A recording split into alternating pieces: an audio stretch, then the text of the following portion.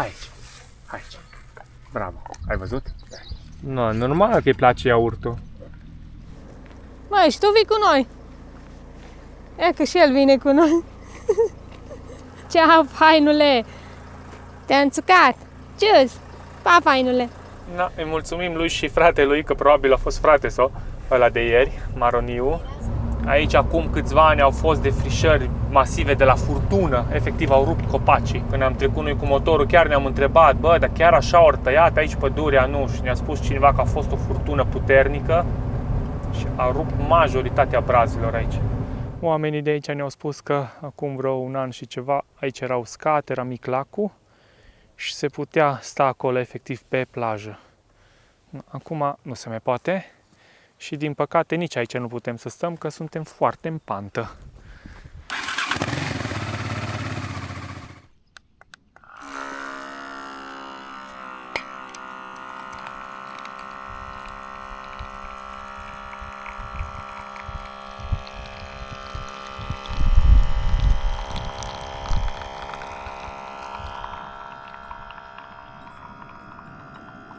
Bună dimineața, dragilor! Aici Dubițarii motocicliști, de la Lucifer Videographer, Robert Și Iasmina și cățelul, altul decât cel de ieri. Și vă salutăm de aici din inima munților Apuseni. Suntem lângă Mărișel. Uite. Aseară am avut, cred că pe fratele lui, un cățel maro, care efectiv ne-a păzit în momentul în care ne-am culcat, a venit și a lătrat și a spulberat orice animăluț care a vrut să vină să ne viziteze. Astăzi suntem deja în ziua 10-a pe drum, pe aici prin România. Am început prin a pleca din Arad la Sibiu, iar de acolo la Brașov, zona Râșnov. Am fost la Camper Van Fest 2025, o experiență foarte faină. Iar de acolo am plecat prin țară, prin nord, ne-am dus pe la Lacul Roșu, pe la cheile Bicazului. Între timp am avut probleme cu Dubița, s-au rezolvat în Reghin, am fost la Cluj și acum suntem în Apuseni. Dacă n-ați văzut toate episoadele astea, vă invit să le vedeți. Astăzi va fi o vreme superbă, pe cum se poate vedea. Ne-am obișnuit deja în ultimele zile cu această vreme impecabil de frumoasă în Munții Apuseni, unde te poți aștepta oricând la o ploaie. Într-adevăr, trebuie să vă echipați cu echipamente de somn foarte bune, pentru că în plină vară în Apuseni este frig. Noi în ultimele seri tot 3-4 grade avem în fiecare noapte. Ne mai ajutăm de încălzitorul pe motorină, mai dăm drumul câte o oră, două și în rest e perfect. Luăm micul dejun, cappuccino, făcut cu aparatul de la Utin, o cacao cu lapte, pe simplu, clasic și ne vedem de drum. O să mergem azi în zona lacului Beliș și acum o las și pe Asmina să vă zic că ceva pe mine m-a luat valul. Nu-i bai, că eu oricum nu sunt mai tăcută. Am un corn de ieri și o să-l dau la cățel, că noi oricum o să mergem aici în Beliș la alimentară. Și hai să-i dăm ceva. La săracul, că nu a venit degeaba. Ieri a făcut niște frigărui și ne-a rămas efectiv un frigărui unde am adunat noi clisa și ce a mai rămas de acolo. Hai. Da, dă-mi, hai aici. Hai aici. Hai aici. Hai aici. Bravo. Ai văzut? Da, dar n-am știut cum reacționează. Bravo.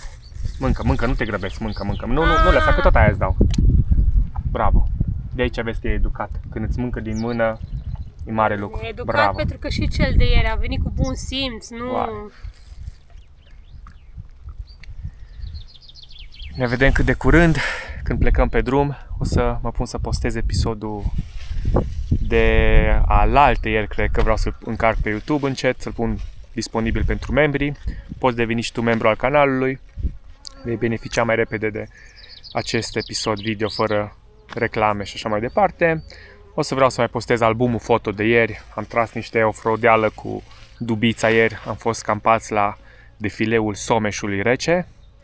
Iar de acolo am urcat pe asfalt în Măguri și din Măguri am făcut stânga, am coborât până în vale și în momentul în care am atins valea am făcut imediat dreapta. Dacă continuam în față ajungeam la Crucea Iancului, care e la vreo 2 km cred că de aici de noi. Dar noi am venit pe o vale și am urcat în Mărișel. Superbă valea, foarte frumos, nu am văzut țipenie de om pe acolo. Dar cu Dubița spre final deja ne-a dat un pic de provocare, pădure foarte îngustă, tot am zgâriat-o de crengi. Urcare pe pietriș, în curbe, piatră din aia mișcătoare, mi-a fost frică să nu-mi tai cauciucurile de iarnă, că noi nu avem ateuri sau ceva gume din astea de off-road. Dar a fost fain, a fost interesant. Dubița merge de când am făcut-o, licărea motorină, m-am spus, vedeți în episoadele anterioare. Suntem atât de bucuroși că am avut posibilitatea să plecăm câteva zile, că mai un pic mergem acasă și continuăm cu lucru, pe care iară plecăm. Aici am luat de la Miercurea Ciuc niște iaurturi de cu bucăți așa de brânză și nu-mi plac. Hai să vedem, numai căcățelul. Deschide unul și Da. el o să dea cu limba. Hai să vedem. Nu alea, nu alea. No, normal că îi place iaurtul. O, căzut și în iarbă un pic, bine. Hai că să adunăm plasticele, nu le lăsăm aici. O curățat exemplar. Hai că mai avem, mai avem. Pune așa două una lângă alta că stă mai bine. Mai avem.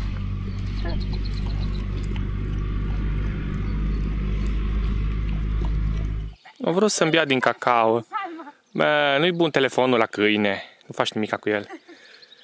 Dăunează grav sănătății, ai văzut că și ne-a luat o razna.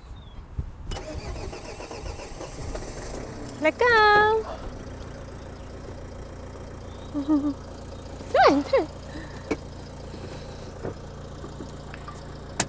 Salutări la cățel! Foarte fain locul ăsta.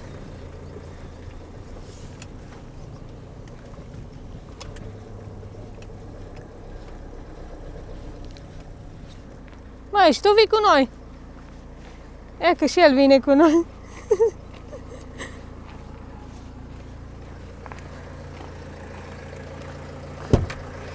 A, și el o zis că vine cu noi. Hai, l-aș lua, dacă n-ar fi așa mare. Ceau, fainule! Te-a înțucat! Cius! Pa, fainule! Pa! Na, îi mulțumim lui și fratelui, că probabil a fost frate sau ăla de ieri, Maroniu. Nu o să facem un traseu lung astăzi. 20 de kilometri în total. O să mergem undeva la plaja de pe lacul Beliș, dacă nu mă înșel. Am Încercăm. găsit locația pe parking for night, e ceva așa ca o plajă, mă, nu știu de Da, încercăm să găsim o locație faină acolo și ce mai încercăm noi acum, să găsim o plăcintă din asta, bihoreană sau cum se numește, aici la Crucea Iancului, dar posibil să fie deschis doar în weekend. Uite-l, mă! Ceau, prietene! Ceau! Nu cred, vine după Bine, noi. ne-a simțit, mă, că plecăm. Vezi, mă, și câini, ca la oameni, mă, oameni și oameni, câini și câini. Exact. Că mai vedeți știri și cu câini care sfâșie oameni și fac tot felul de atrocități, dar uite că sunt câini foarte loiali și foarte de treabă. Care au nevoie de afecțiune, săraci. Bun, hai să nu mă certe lumea că mă duc fără centură, Exact. să-mi pun centura. Mai 600 de metri, acolo la Crucea lui Iancu. Și aflăm adevărul, dacă mâncăm azi plăcintă sau nu. Ar fi bine, sincer, fraților, că atât mi dă foame. Ora 12 fără un sfert deja. Am avut o dimineață destul de prelungită pentru că am postat poze, am încărcat clip pe YouTube. Na. Uite, ieșirea din Mărișel. Hopa, hopa! Aici sunt astea de plăcinte. Un singur domn în vârstă, dar nu pare nimeni. Este o dubiță de Switzerland, de Elveția. Nu, nu, totul e închis. Hai să vedem măcar program. Bună. Probabil că doar sâmbătă, duminică. Da, așa era și în Beliș. Doar sâmbătă, duminică. Plăcinte simple, 10 lei. Vai, ce bune erau două din alea. Da, bun. Asta e. Next. Nu mai oprim atunci, acum aici, că nu avem pentru ce. Nu. Chiar nu. Hai, poate găsim ceva în Acolo în Beliș. stânga este Crucea Iancului.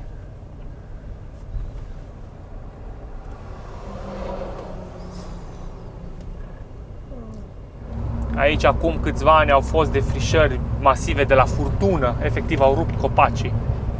Când am trecut noi cu motorul, chiar ne-am întrebat, bă, dar chiar așa ori tăiat aici pădurea? Nu, și ne-a spus cineva că a fost o furtună puternică și a rupt majoritatea brazilor aici. Și în stânga noastră jos avem lacul Beliș, Fântânele. Se vede jos în zare. Acolo vrem și noi să ajungem undeva. Dar înainte de aia, având în vedere că nu am găsit plăcinte, mergem la un magazin, cred că la 2 pași se numește. Uite aici vacile lui Yasmina. Aici trebuia să campăm. Coborâm foarte abrupt, mi s-au înfundat urechile dintr-o dată. Am ajuns pe baraj. Nu se vede mare lucru din mașină, dar e frumos. Nu prea e unde să oprește aici.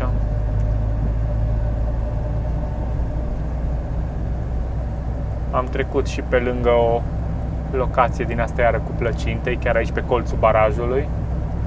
Poate mâine dimineață. Pe internet scrie că mâine se deschide la ora 10:30. Acum nu știm, vom vedea. E doar în weekend deschis. Uite, intrarea în comuna Beliș ne întâmpină cu niște căluți care n-au de gând să se tragă. Ei, domnul vrea încolo cu camionul, uite că nu poate să urce de ei. Hai că mă bag și eu încet așa pe lângă cumva. Poate ea? Hai, ce frumoși îs. Îți la ei acasă, mă. Foarte fain. Era frumos locul ăla acolo. Am văzut în stânga acum pe un vârf de deal, erau niște văcuțe, brazi și o intrare micuță, așa, 2 urme de mașină. Nu fi fost ceva proprietate sau ceva, nu știu. Mergem noi jos acolo să vedem ce. Mai 1 kilometru, 300 și am ajuns la magazin. Exact, ia că toși pe asta. Nu că aici are cedează trecerea. Alo, tanti! Uite, Tanti! ce flexată e. Se pare că avem noroc de plăcinte. Înainte de alimentară, aici pe dreapta, pac! Apoi virează la dreapta. Virează la dreapta. Uite că doamna e pregătită acolo. Uite, pe... Și avem măsuță, uite ce măsuță faină avem să stăm. Perfect! Aici găsiți, uite, plăcintele, bam, bam, bam, bam, bam. Dar noi am optat pentru una cu gem și una cu puțină Nutella. Noi nu suntem cu brânzeturi și așa. Cornulețe cu magiun. Le lăsăm în mașină. Foarte bune. Mâine o să testez, cred că cu ciuperci. Acum ați dulci, dar astea merg foarte bine cu absolut orice. Am ajuns la 2 pași. Ce parcare faină au! Destinația este pe partea dreaptă. Asta cred că e parcarea oficială a magazinului și dincolo cred că e altceva. Aia fain, asfaltată. Luăm vreo 2 pâini din astea mici, tip corn, tip mini franzele. Uite ce fain îs. Astea le avem deja băgate în coș. Mai luăm o cola la 1 litru. Smin a mai găsit ceva croco din astea Eugenii, o apă. Cola doar în excursii, bem acasă nu. Da, acum ne trebuie energie. No, și cam atât. Hai să mergem la casă. Total cumpărături 34 de lei. Teoretic ar trebui să ne ajungă acum. Ce mai avem noi în următoarele 2 zile nevoie? Apa asta ți-am scos. Mâine mai mergem la o plăcintă. Ce mai trebuie să cumpărăm? Da, da. Teoretic și motorină ne ajunge până la Arad. Dacă nu, mai alimentez așa numai de un 50 de lei, 100 de lei, dacă e cazul. Vedem. Plecat de la magazin, un drum mic îngust, deocamdată asfaltat, cu mici găuri în el, zonă faină împădurită. Am găsit 2 coborâri aici, eu am dat pe prima, care e mai aproape, și la încă 4 km a doua. Nu știu ce facem, să vedem.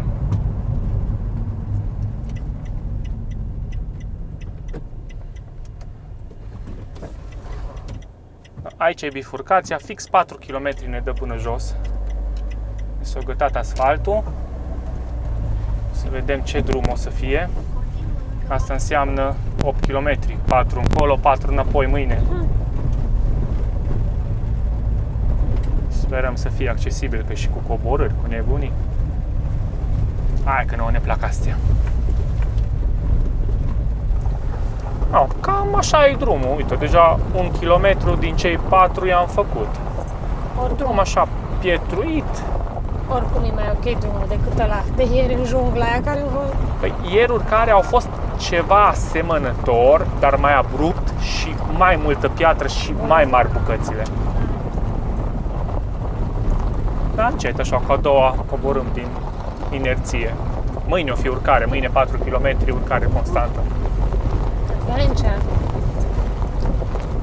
Ce e bine că e ora 1, maxim la ora 1 jumate, 2 suntem instalați cu totul și avem toată ziua la dispoziție să ne mai odihnim, mai editez. Vedem cum o fi cu semnalul jos la lac. Și cel mai important e că e vreme bună.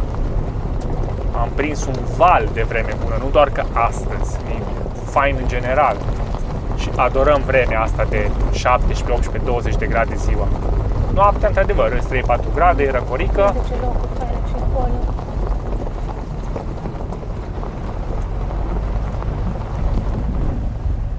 Aici se bifurcă drumul și teoretic am ajuns.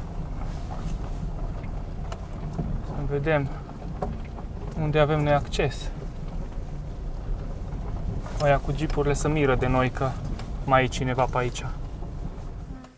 În mod normal, oamenii de aici ne-au spus că acum vreo un an și ceva aici era uscat, era mic lacul și se putea sta acolo efectiv pe plajă. Acum nu se mai poate și din păcate nici aici nu putem să stăm că suntem foarte în pantă. Deci, variante ori înapoi, ori mai sunt vreo 2 km de drum încolo, dar zis că nu este loc de parcare în capăt, doar se lățește drumul și eventual să fi stat fix pe marginea drumului. Da, ideea aia nu prea îmi place. No. Cam asta e situația. Când te aventurezi, îți asumi deznodământul ăsta.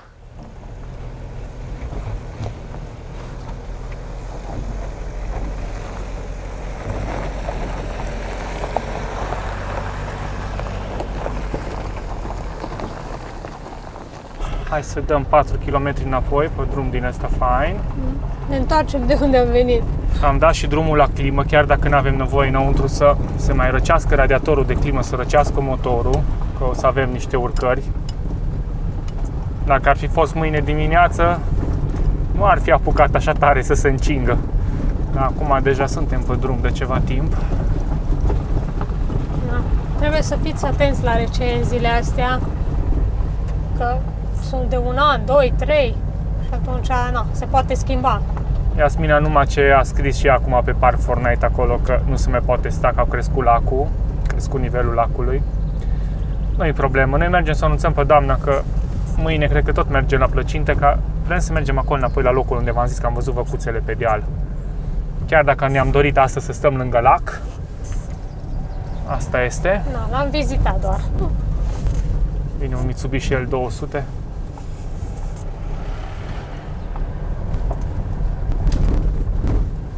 Veveriță. Uitați acolo, veveriță. Ioi, ce scumpă-i. E destul de mare. Lasă. Stai să se miște, uite-o. Ioi, ce fain. Gata. Și-a găsit drumul în pădure. Hai că merg și urcările. E bine că pot să urc cu a doua. Am crezut că doar cu a întâia o să pot să urc aici. Dar merge bine cu a doua. E chiar fain.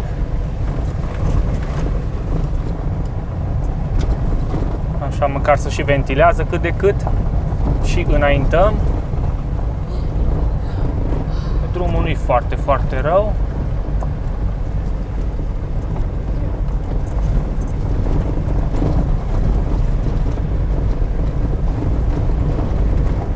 Și cam atât a fost. Din nou pe drumul principal. Am ajuns mult mai repede decât ne-am așteptat. Ce era fain acum, dacă am fi continuat încolo unde ne-am dus noi în față, v-am zis, am fi ajuns la Răchițele și era fain să fi mers în Padiș, da? Lumea zice că se ia 7 km din Doda Pili până în Padiș, groaznici. Acum, nu știu ce înseamnă că alții au trecut și cu Loganul pe acolo, am văzut în aprilie că au trecut tot ceva Dubiță, nu știu. Ideea e că i-am dat destul off-roadeală deja la Dubiță și parcă n-aș mai vrea să o chinui și să risc. Că ideea e că e destul de mult până acolo și dacă nu poți să treci, iar e mult de venit înapoi. Da, o lăsăm pe altă dată. Hai că intrarea mai cușustă. zice domnul că era un domn aici cu o doamnă cu un cal. Am întrebat dacă cumva pot să intru pe aici, că e proprietate privată, o zis că nu, e pășunat și că pot să mă duc liniștit încolo, că e fain. Vedem imediat. Hai că e interesant, Paci. Ne mai continuăm un pic drumul, că pare frumos. Trebuie să găsim un loc drept, asta e toată șmecheria.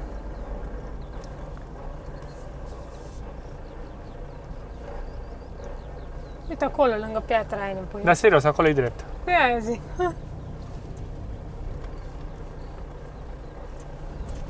Hai că de la drumuri off-road am ajuns la... La pășune.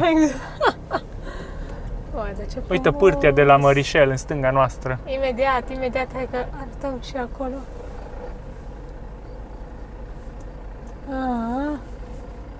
Tare. Bă, ce fain e piatra aia acolo, serios că acolo oprim, că e drept. Acolo oprim, da. Hai că totuși mai continuăm vreo 200 de metri în față de la acea piatră. Că aici cred că avem vedere spre lac. Ceva de genul. E chiar o pășune dreaptă aici, uite ce fain aici. Uite și aici și două lemne. Aici cineva a făcut drifturi cu ATV-ul, cu ceva, că se văd învârtituri. Și uite, alții au mai stat aici la foc. Hai ce frumos E e. fain.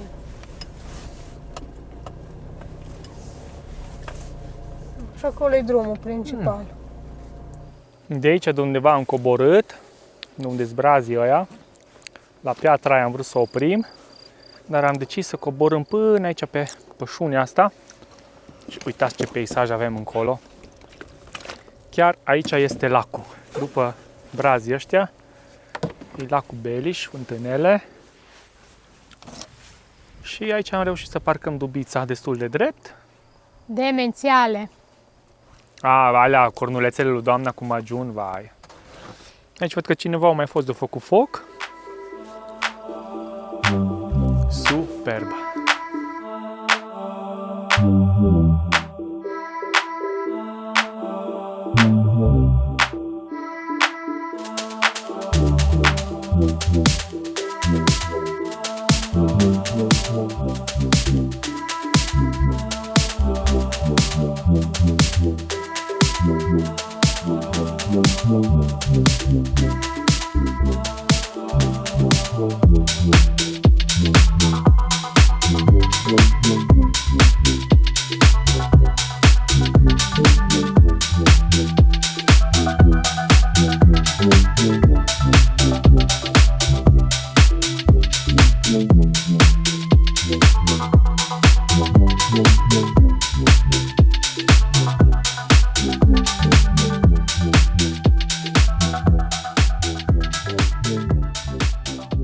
Suntem de vreo oră aici, deja ne doare capul, bate vântul foarte, foarte tare.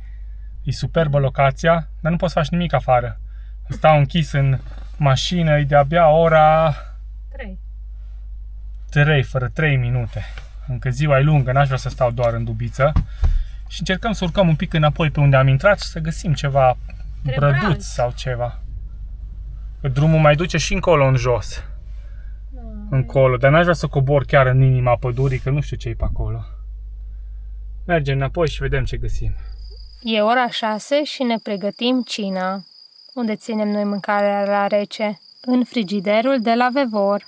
Da, îl folosim deja de ceva timp. Avem o afiliere cu cei de la Vevor. Aveți și link-uri în descriere de la ei. Frigiderul de față este unul de 40 de litri. Ăsta, tot cu reducere, costă în jur de vreo 900 de lei, undeva pe acolo.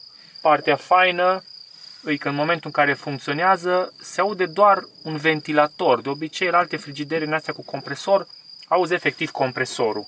Și consumul e undeva 28 de W când e pus pe eco și pe maxim 43 de W.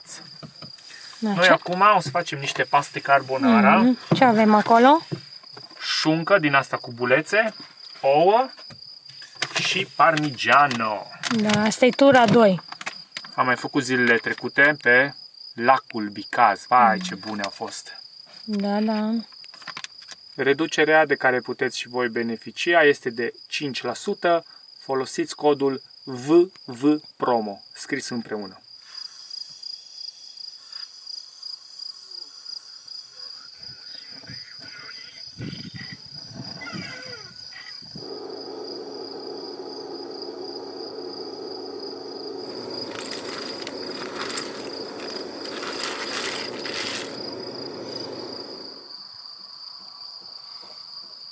Sunt full baricadat aici. Nu putem spune că bate vântul, că asta nu-i bătaie de vânt, pur și simplu adie, numai că suntem pe creastă. Pe coamă, că nu-i chiar creastă, îi pășune.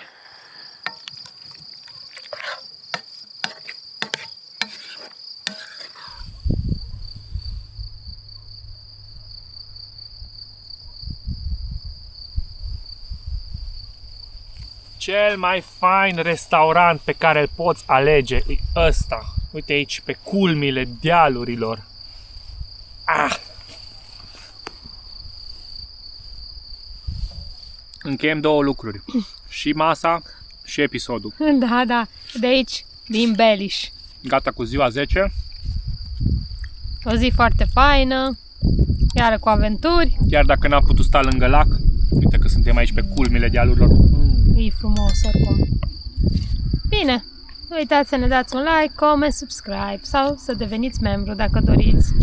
Sau dacă vreți să-mi cumpărați o cafea, Buy Me a Coffee. Vă mulțumim, mâine mergem spre Ștei, cred că spre Sighiștel. așa ceva. Vedem pe ce rută și cum. Da. Și după acasă. Dar mâine dimineață stați aproape că mergem la doamna iară la plăcinte. Ciao. Ciao.